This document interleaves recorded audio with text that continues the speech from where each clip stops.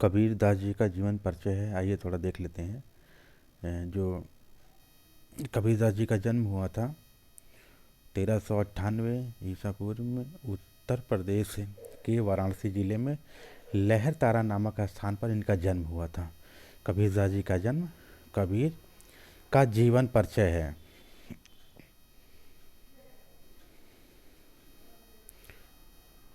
कबीर का जीवन परिचय। तो कबीर जी का जन्म जो है 1398 में वाराणसी के लहर तारा नामक स्थान पे हुआ था। और इनकी भाषा क्या थी? इनकी भाषा अवधी थी, संग ककड़ी, पंचमेल और खिचड़ी थी। तो उपनाम इनका क्या था? उपनाम था कबीर दास, कबीर परमेश्वर और कबीर साहेब इनको कहा जाता था। और माता का नाम क्या था इनकी? माता का नाम नीमा था और पिता का नाम जो है नीरू जुलाहे थे। ये जुलाहे थे। और पत्नी का नाम, इनकी पत्नी का नाम क्या था? लोई था। इनकी पत्नी का नाम लोई था। पुत्र का नाम कमाल था। कबीर के एक पुत्र थे जो इनका नाम कमाल था और इनकी पुत्री थी कमाली। और गुरु का नाम था स्वामी रामानंद। साहित्य क्या थी इनकी? साखी शबद रमैनी, साखी शबद और रमैनी, सारतत्व और बीजक, ये इनकी साहित्य थे। और कबीर दास जी की मृत्यु जो हुई थी, कबीर दास जी की मृत्यु, कबीर दास की मृत्यु काशी के पास मगहर में हुई थी। सन 1518 में इनकी मृत्यु हुई थी। कहाँ पर? मगहर नामक स्थान पर। कबीर दास की प्रमुख रचनाएं साखी शबद रमैनी इनकी एक रचनाएं थी।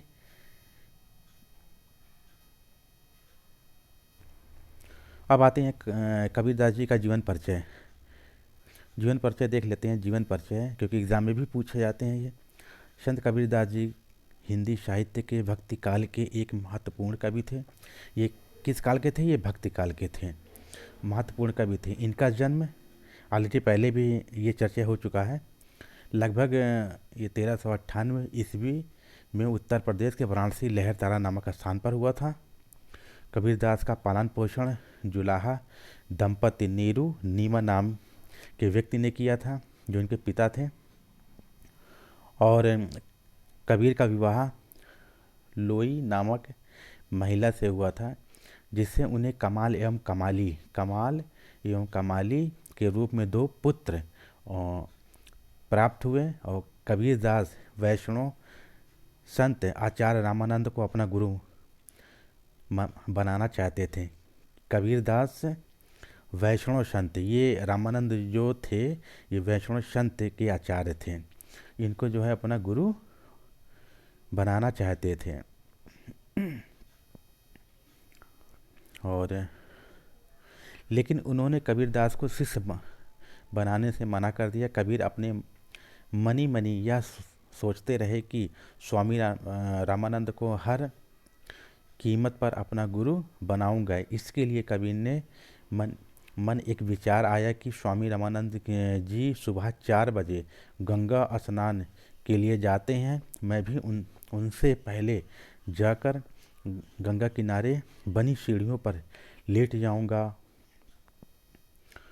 और उन्होंने ऐसा ही किया।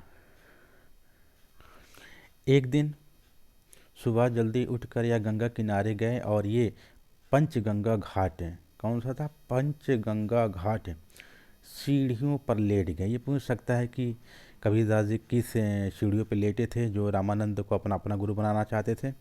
तो पंचगंगा घाट की सीढ़ियों पर लेट गए। रामानंद जी गंगा स्नान करने के लिए सीढ़ियों से उतर रहे थे कि तभी उनका पैर कबीर के शरीर पर पड़ गया और उनके मुख से तत्काल राम राम शब्द निकल पड़े।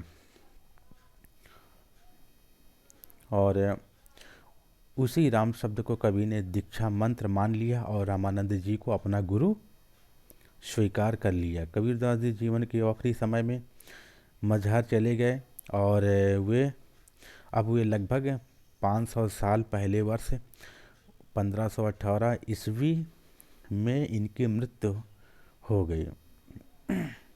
और इनकी कृतियाँ देखिए, ये बहुत जरूरी, ये बहुत महत्वपूर्ण है कृतियाँ। संत कबीरदास की रचनाएं निम्नलिखित हैं। इनमें प्रसिद्ध रचनाएं इस प्रकार हैं, तो आइए देखते हैं। और पहला क्या है इसमें?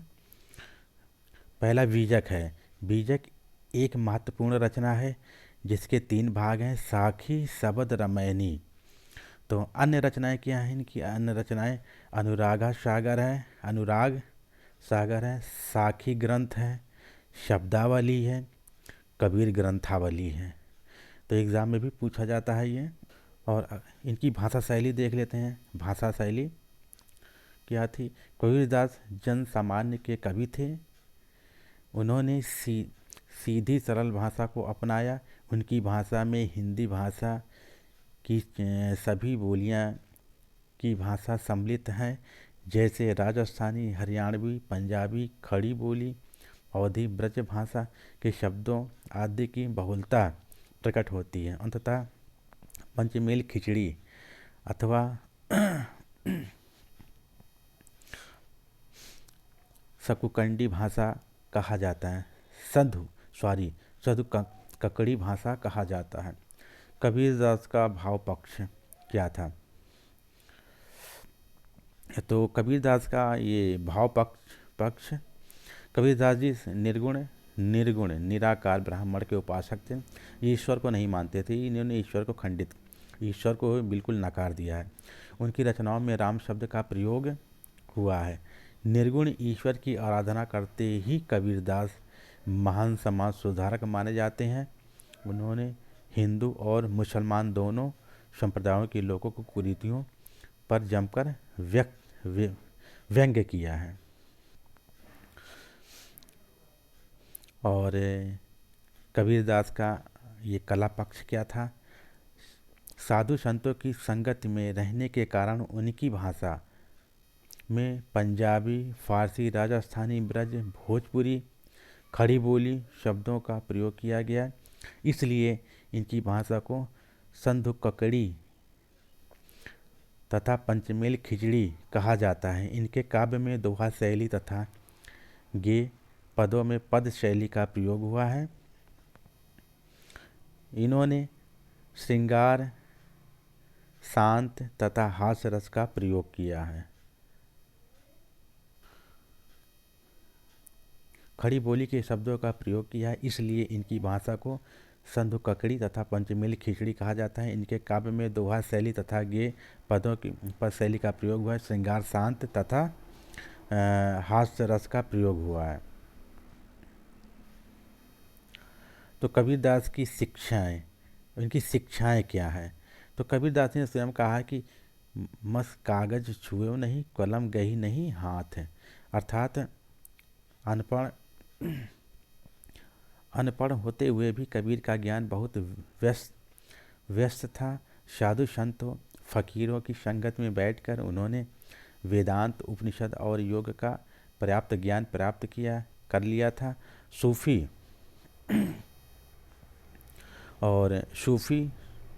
संगत में बैठकर उन्होंने इस्लाम धर्म के सिद्धांतों की भी जानकारी कर ली थी। और देशाटन के द्वारा उन्होंने बहुत अनुभव हो गया था। देशाटन माने कि घूम घूम करके उन्होंने देश में घूम घूम करके उन्होंने काफ़ी अध्ययन भी कर लिया था।